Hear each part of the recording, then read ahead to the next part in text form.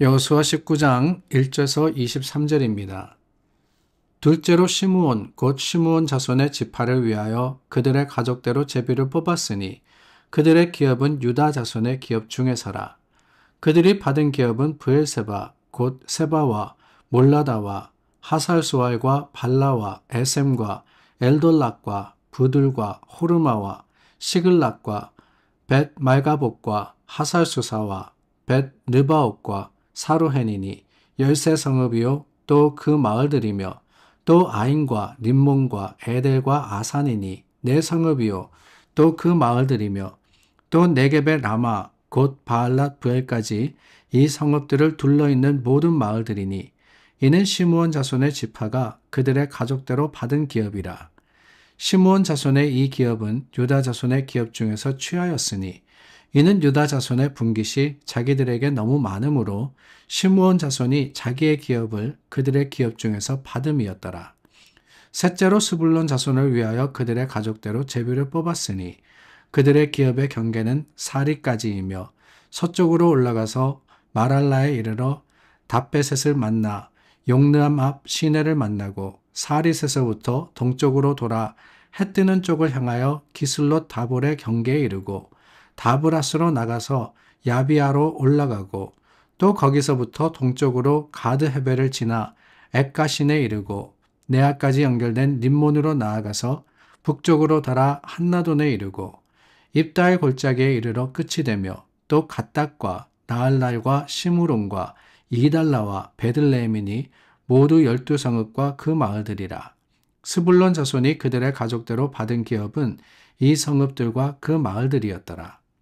넷째로 이사갈 곧 이사갈 자손을 위하여 그들의 가족대로 제비를 뽑았으니 그들의 지역은 이스라엘과 그술롯과 수넴과 하바라임과 시온과 아나하락과 랍빅과 기시온과 에베스와 레멕과 엔간님과 엔핫다와 벳 바세스이며 그 경계는 다볼과 사하수마와 벳세메스에 이르고 그 끝은 요단이니 모두 16성읍과 그 마을들이라.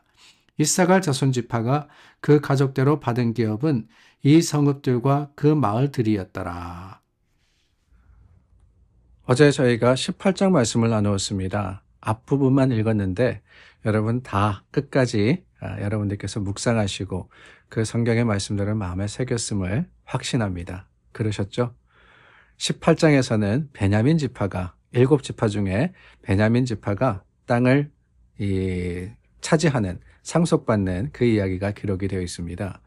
7지파가 가서 그려온 그 땅을 이제 제비 뽑아서 나누는데 베냐민 지파가 먼저 받았습니다. 그리고 19장에서 시므온 지파가 이 땅을 얻는 그 기록을 우리는 보게 됩니다. 그런데 오늘 본문을 보면은 시므온 지파가 얻은 그 기업은 이스라엘의 다른 11지파가 받은 그 땅과는 조금 다르다라는 것을 우리가 깨닫게 됩니다. 먼저는 이 다른 지파가 제비를 뽑아서 땅을 분배받았을 때 그 경계를 성경이 기록을 하고 있습니다. 어디에서부터 어디까지, 어디에서부터 어디까지가 어느 지파의 땅이다라고 말입니다. 그런데 시므온 지파의 땅을 분배하는 과정에는 그 경계가 없습니다. 다만 1절 말씀해 보니까 이 시므온 지파가 제비로 뽑았으니 그 기업은 유다 자손의 기업 중에 있었다라는 그런 말이 있죠. 그러니까 정확하게 어떠한 부분을 차지한 것이 아니라 유다 땅, 유다 지파가 이미 받은 땅에 겸해서 그곳에 속해서 있는 그 성읍들을 분배받았다라고 하는 겁니다. 왜 그랬을까? 그것을 이해하기 위해서 우리는 시므온에 대해서 다시 한번 생각해 봐야 됩니다. 이 시므온이라는 사람은 이 레아와 야곱 사이에 태어난 둘째 아들인데 특징이 있습니다. 다름이 아니라 굉장히 성격이 포악하고 잔인했다라고 성경은 기록하고 있습니다. 그래서 누이 디나가 히위 족속 세겜에게 부끄러움을 당했을 때 그 세겜과 족속을 쳐 죽인 게 레위와 시므온 지파, 그러니까 레위와 시므온이었고 그 지파의 역사가 그러했다라고 하는 겁니다.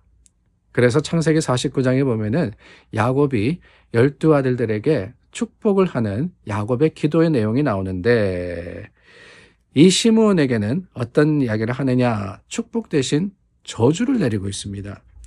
분노대로 사람을 죽이고 혈기대로 소의 발목에 힘줄을 끊었기 때문에 저주를 받을 것이요, 이 분기가 맹렬하니 너무나도 열기가 그들의 성질이 고약하니 저주를 받을 것이다. 그러면서 하는 말이 뭐냐? 그들을 야곱 중에서 흩어버릴 것이다 라고 했습니다. 이스라엘 백성이 400년 동안 종로를 하면서 약속의 땅 가나안으로 오게 되는데, 그때도 보면 그렇습니다. 20세 이상으로 싸울 수 있는 사람들의 수를 계수한 것, 그 기록이 이 신명기에 나오지 않습니까? 그런데 광야 생활 40년을 지나면서 그 숫자가 거의 대등소이합니다. 근데 다만 시므온 지파만이 많이 줄어요. 그 이유가 뭐냐? 다른 게 아닙니다. 민수기 25장 말씀해 보니까 바알보올이라는 사건이 일어납니다. 이 사건으로 말미암아서 시므온 지파가 모세에게 이 반기를 들고 하나님을 배반하고 이방 여인과 더불어서 음란하여서 우상 숭배를 하게 됩니다.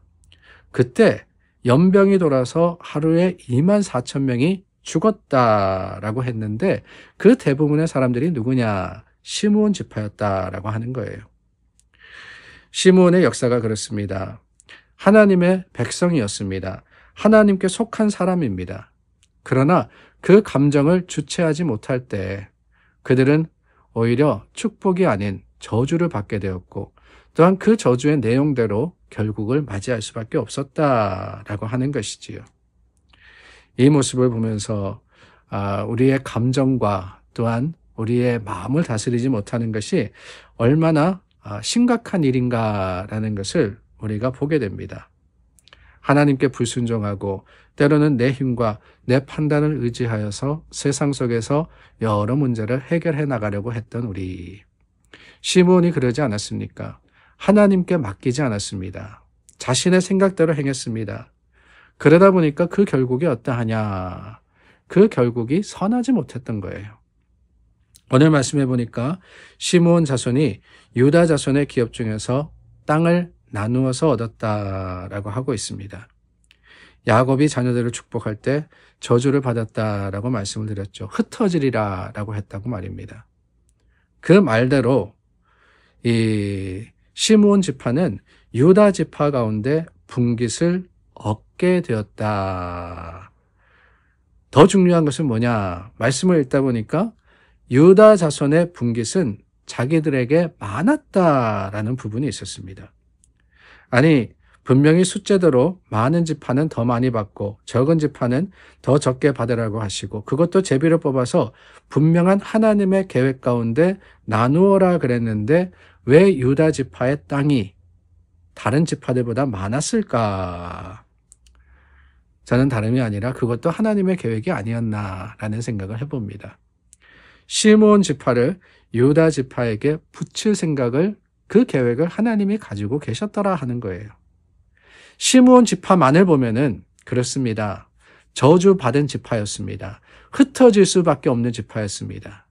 그런데 그것마저도 하나님께서 긍휼을 베푸시고, 어쩌면은 시므온 지파는 그 12지파 중에 사라질 수도 있었지만은 그게 아니라 하나님께서 살려두시고 또한 그들을 참 존속하게 하시는데, 중요한 것은 그 존속의 능력이 어디 있었느냐, 힘이 어디 있었느냐, 유다 지파에게 있었다라고 하는 거예요. 유다 지파, 그렇습니다. 때로는 우리도 실패하고 때로는 우리도 넘어집니다. 우리의 마음도, 우리의 생각도, 우리의 성정도 그래요. 죄로 인해서 멸망할 수밖에 없어요. 그러나 하나님께서 우리를 긍휼히 여기시고 불쌍히 여기실 때 우리는 또한 하나님의 그 사랑을 받을 수 있고 또한 그 사랑을 나눌 수 있다라는 사실을 기억하게 됩니다. 우리가 시므온 지파와 같이, 그래요, 다른 사람의 도움을 받을 때도 있지만 뒤집어서 생각하면은 유다 지파와 같이 우리가 우리에게 받은 것을 또한 궁핍하고 연약하고 부족한 형제 자매들과 나눌 수 있지 않겠습니까? 우리가 받은 것이 무엇이든지 나눌 수 있는 그 복과 그 능력이 우리에게 있다라고 하는 것은 우리 믿음의 자랑이 아닐 수가 없습니다. 물론 우리가 유다 지파와 같이 된다면 더 좋겠죠. 그러나 그렇지 않다 할지라도 하나님께서는 우리를 가족 되게 하시고 교회 되게 하셔서 하나 되어서 주님 앞에 서게 하셨음을 기억할 때 우리가 서로를 축복하고 서로를 격려하고 서로에게 힘이 되는 그러한 교회가 되어서 주님의 사랑을 나누는 저와 여러분들이 될 수 있기를 바랍니다. 기도하겠습니다. 참 좋으신 하나님, 우리에게 주신 사랑을 나누어 가는 교회가 되게 하여 주시옵소서. 때로는 우리의 믿음이 풍성할 때도 있지만 때로는 연약하고 부족할 때도 있음을 압니다. 그럴 때 우리가 서로에게 힘이 되고 우리 사랑으로서 격려하여서 함께 세워져 가는 그런 교회가 되게 하여 주시고 그것이 주님의 기쁨이 되어서 하나님께 영광 돌리게 우리를 써 주시옵소서. 예수님의 이름으로 기도드립니다. 아멘. 오늘도 말씀으로 하루를 시작합니다. 1월이 벌써 마지막이 다 되어가네요. 여러분 믿음으로 주님 앞에 충성하시고 남은 며칠을 주님 안에서 최선을 다해서 하나님의 뜻을 이루어가는 교회가 되기를 바랍니다. 기도하겠습니다.